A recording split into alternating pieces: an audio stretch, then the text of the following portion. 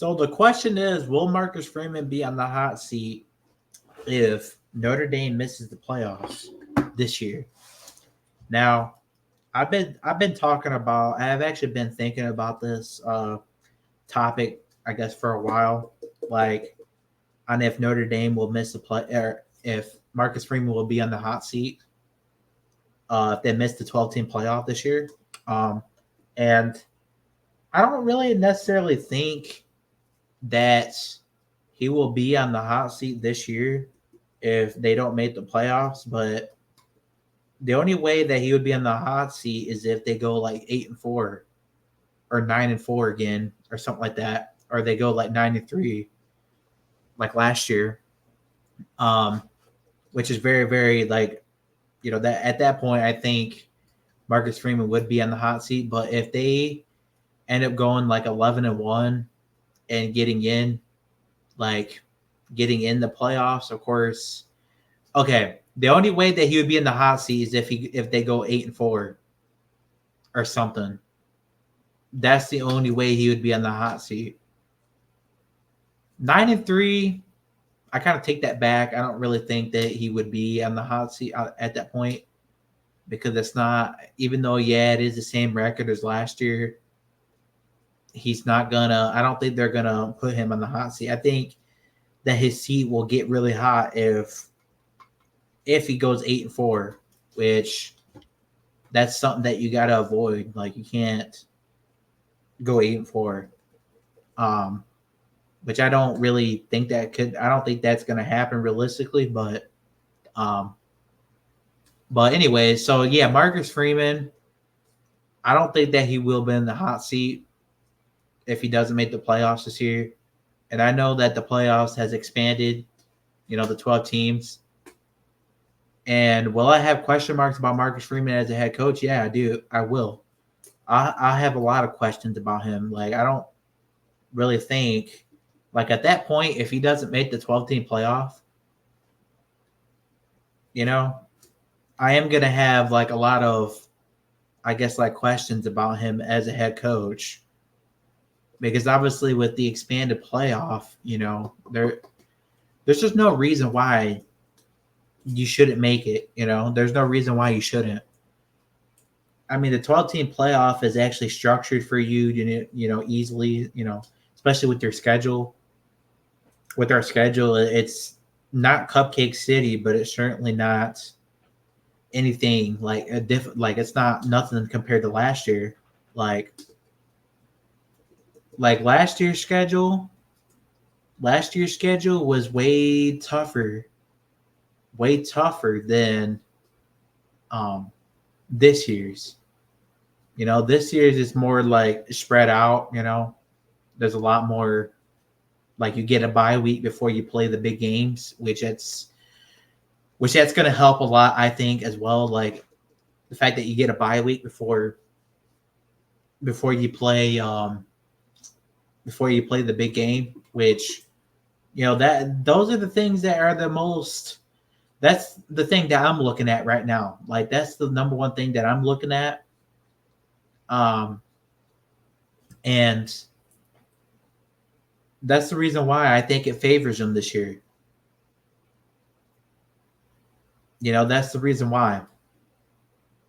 And again, it depends on if Riley Leonard truly is that good. Which you guys already know, I don't really think that he is. I don't really think that he is a step up compared to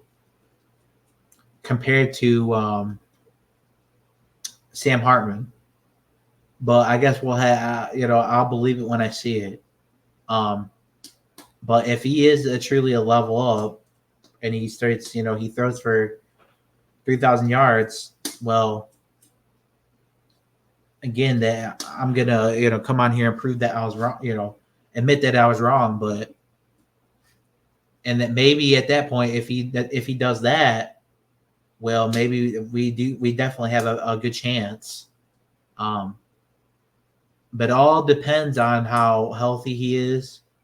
It all depends on how good he'll be by the time the season gets here, because that's the most, I guess, concerning thing, like because he hasn't got enough reps, practice reps, because he's been injured. So that's kind of like the main issue for me, I guess. Like the main issue is that he has not had enough practice reps, so therefore he's basically coming in, with no experience, really. Which is not good because you're supposed to get enough practice reps, But anyways, I don't think that Marcus Freeman, I think, is the coach of the future. You guys already know that. I really do believe that 100%. Like, I think that Marcus Freeman is going to be a good coach, and I think he already is. But the only thing is that he's got to make better decisions. That's the only thing. His decision making isn't that all that good. And he's going to have to clean all that up if he's going to want to, win a national championship at Notre Dame. Which I do think that he does. He's got that kind of mentality though, his personality wise, his recruiting efforts, all that. It just seems like he's a. It seems like he's a what should I call it? What am I gonna say? It seems like he's like a Lou Holtz, kind of coach. Just the way he talks and all that, that's just what I see personally in him. His recruiting efforts, number one. Number two, he connects with people, Number three, he loves Notre Dame, as where, Brian Kelly didn't like Notre Dame, at all. I don't think his heart was truly there, compared to Marcus Freeman. Marcus Freeman's heart, is truly there, it's truly 100% there. I could totally see it. I could see his heart, I could see that he loves the players. He loves, he loves Notre Dame, he basically attends every lacrosse game as well, lacrosse games, hockey games, he supports everything that has to do with Notre Dame. He does. He's always at the lacrosse games, as I was saying. He was supporting. He was at the Notre Dame lacrosse game, the national championship, when they were. I think it was against Maryland, and obviously Notre Dame ended up winning. A second national championship in lacrosse. So yeah, he just supports. He supports all this. He supports. The he really loves the University of Notre Dame. He's always supporting other sports, as I was saying. Basketball, even. He supports everything. He supports everything. So he's just a guy that I really think that could win a national championship. For Notre Dame. If he keeps up, his recruiting and all that, if he keeps that all up and he keeps on recruiting at a high level like he is, then he's definitely 100%, going to win Notre Dame another national championship. I have no doubt in my mind. It's just a matter of how long, and can he be, is he going to be, can he be a good coach? Those are the main things. Can he be a good coach? Can he develop players really good?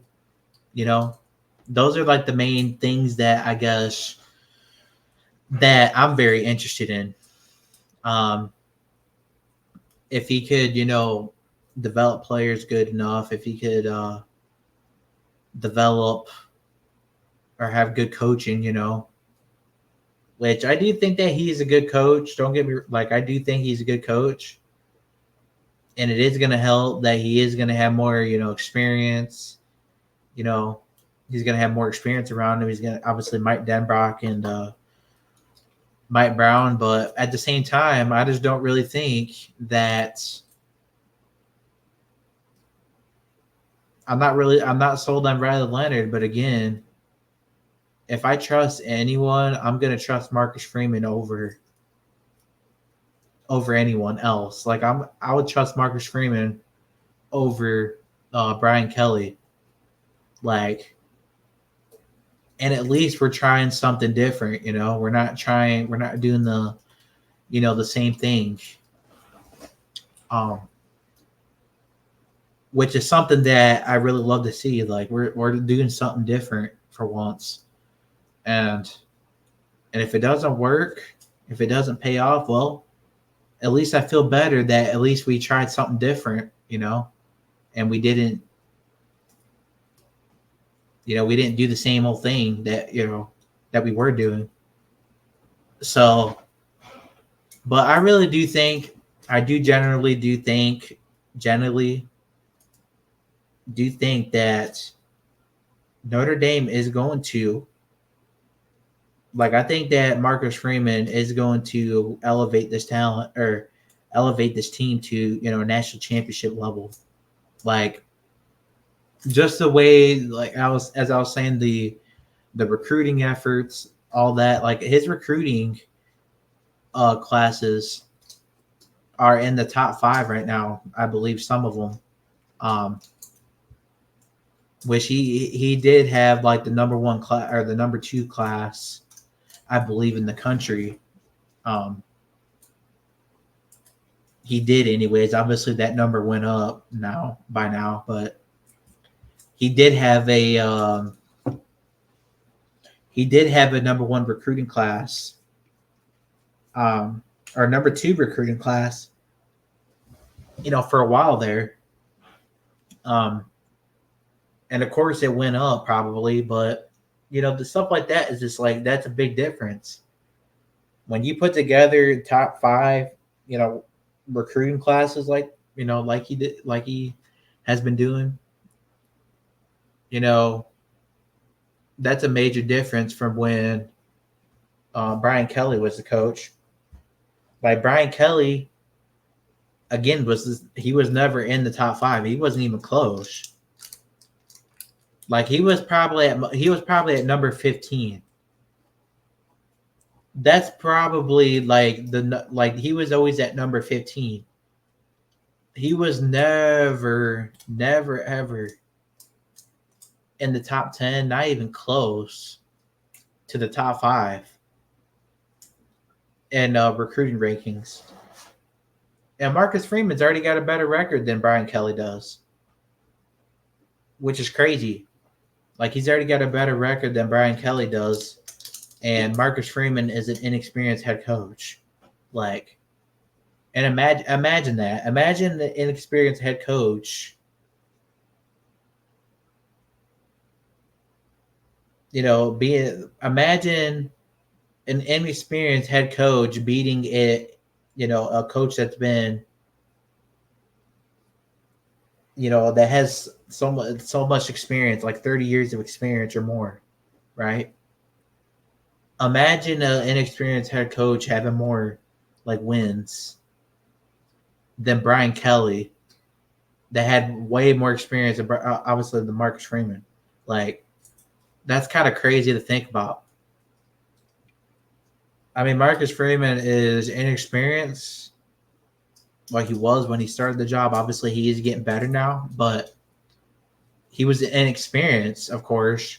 But now he's starting to pick up the pieces. I think, like this year, that's the goal, right? Year 1, learning on the job. Year 2, getting better. Learning from your mistakes. And then obviously this year, it's even more of that. Like, you just keep on building. and that's what I would expect out of him. Like I would expect more. I would expect him to keep on learning more and more. Like this year, I do think he is going to be a lot better than last year. He was actually mad about last year. He was mad because he was mad even when they beat Wake Forest. He was mad even when they blew out Wake Forest in Pitt. Like, so for a coach that gets mad, that, or for a coach that gets mad even when you beat cupcakes, I mean, you got to like that type of mentality. Like, you got to love it. You got to love it. And as I was saying, Brian Kelly never had that. Never, he would always just make excuses, point fingers at other people, And Marcus Freeman's just straight up, he's straight up. He tells you the truth. Like if they lose the game, he tells you the truth. He says, well, I didn't get this team prepared. Like that's what he always says. He always says that he didn't get him ready. You know what I mean? He doesn't make excuses, and that's the thing that I like, and Brian Kelly would always point fingers at other people, making it look like that he was like the victim or something. Like, and that was the, that was the issue that I had with him. Like he always like play victim all the time. Like, point fingers at other people, not take it, he wouldn't take responsibility for, as a head coach. Instead, he would just like sit there and point fingers at other people, like, and say that it was other people's fault. Oh, it was that person's fault. Like, so I'm really excited for the future of this program, of this this football team.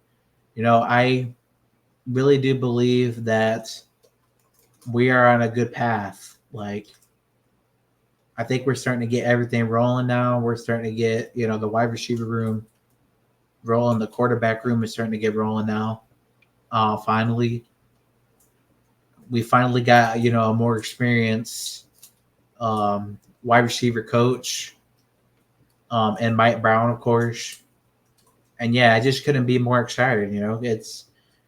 I just think that, like, if this year, like Riley Leonard, the whole Riley Leonard thing, again, I'm not sold on him, but I'm not saying that Riley Leonard is totally trash. But if he's 100% healthy by the time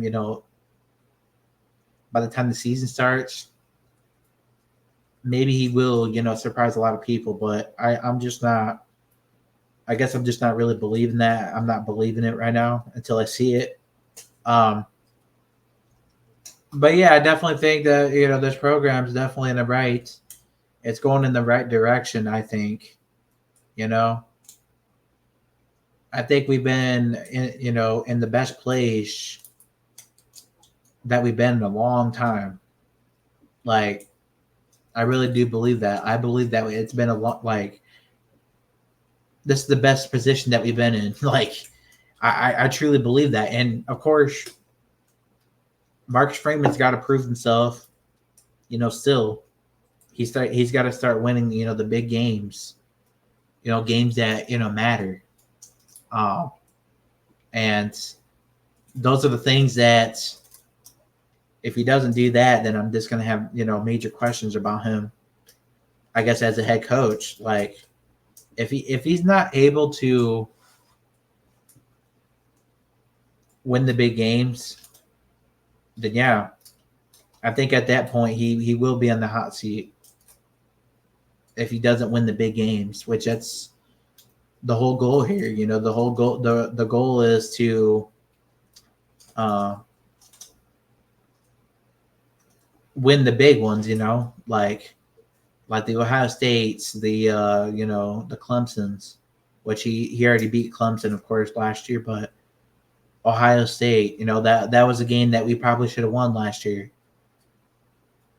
you know, and you can't. And of course, he probably learned from his mistakes, which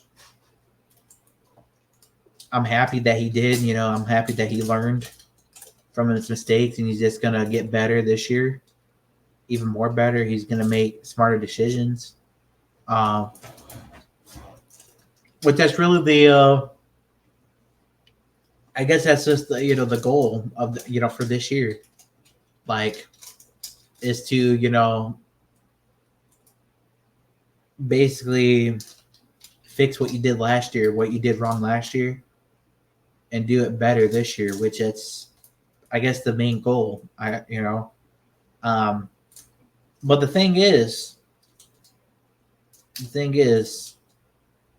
if we somehow go 8-4 or something like that, which I don't foresee that happening. Like, I don't think that we're going 8-4. I just don't. I think that's just too unrealistic, personally, right now. Um, and I think that's just, a lot of people will go on to say, well, that schedule, there is a lot of trap games on that schedule, which there is. I'm not going to sit here and lie about it. There is a lot of, potential trap games on that schedule, and I'm not going to sit here and lie about it. You know what I mean? I'm not going to sit here and lie about it. Like, there is. Like, you got Georgia Tech. You even got Louisville, which I know that Louisville game is at home, but that game, you got to be really careful because, again, Louisville, to me, is, I think Louisville is the most, I think they're the most talented. I think they're going to be loaded this year still, and they're going to be one of the most talented teams in the ACC. Like, so that's definitely a team that you got to watch out for, even though it's going to be at home. They definitely have a lot of talent, even though they lost. They don't have Jack Plummer, I believe his name is. They don't have him no more, but they do bring in a lot of, and yeah, they do lose some talent, to the transfer portal and whatnot. But still, you still got to be careful. You still got to take the game seriously. No matter if it's at home or not. That should be a game that you write in your calendar, as a revenge game. Like, that's the game that you should be marking, like as a like that should be, the revenge should be on your mind. That game is the most important. And that's the game that matters the most to me, I guess. Like, I just want that revenge this year, because last year obviously I'm not gonna lie, we got out coached. Louisville, dominated, and yeah. So I definitely think that there is a good chance. I think that there is going to be revenge.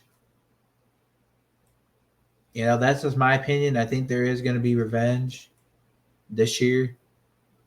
Marcus Freeman, he learned from last year, I think. So, but yeah, I'm not saying that there, the games. Of course, there's potential trap games like Georgia Tech, which Georgia Tech, even though you may say they're not a great program, they are still somewhat of a. They are in a rebuilding mode right now, so they are going to be, I think, good. I think they're 100% going to be good. Like, 100%. Like, there's just no doubt. Like, I think I don't think they're going to be as good as, like, Louisville. But I do think that they're going to be good. Like, Um,